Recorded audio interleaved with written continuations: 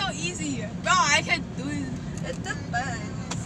Kasi napapatrip na sa dahil ano yung sa Barbie, ginaganon ko araw-araw. Ginagawa ko yung ano yung French braid pa yun? Oh yeah, I love French braid.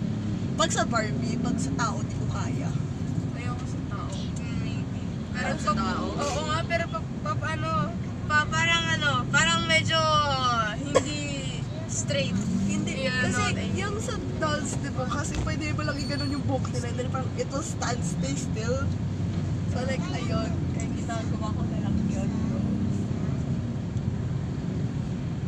Bro, release tayo, magsa 7:50 na. Oh, 7:44. 7:44. Sana umakyat sila 7:50. Tag nga eh. Di ba 7:30 at her SM? Ay, sorry. Okay. Ano oras sa amin? I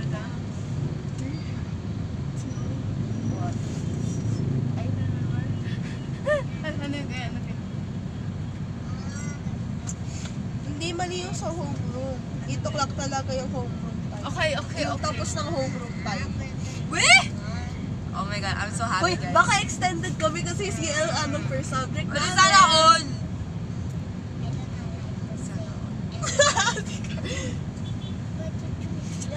May mga late nga rin, no, dun sa ba, yung time ng homeroom mo. I'm about to... Sa Alex ata yun, ah. I'm about to enter the engagement zone. Hanggang kailan ba yung homeroom? Tingnan mo nga. 2... Hanggang... Mali ata yung sa homeroom orasan namin eh. Kasi hindi kami sure kung kailan. Wait. Hanggang 8. Kasi there's times na wala talaga si Sir JM sa amin eh. Kaya hindi na kami Wait, let nakaka... me check.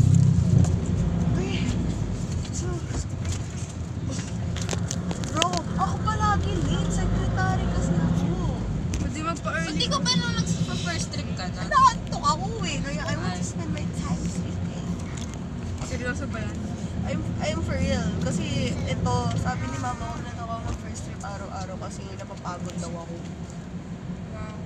Sana all. Tsaka pag may kailangan daw ako i-cram, pwede ko daw i-cram na lang daw sa shuttle dahil wala na 7:30 to 8. Yeah. Yun o, sabi. cook. Is that 8? Ang araw-araw na iingin. 7:30. Oh, mauuna na ako. Same. Ano na ako? Kala ko yun na. I don't need to review. Nag-review naman ako sa gabi. Review na lang ako siguro after. Check if tama sa ulit ko.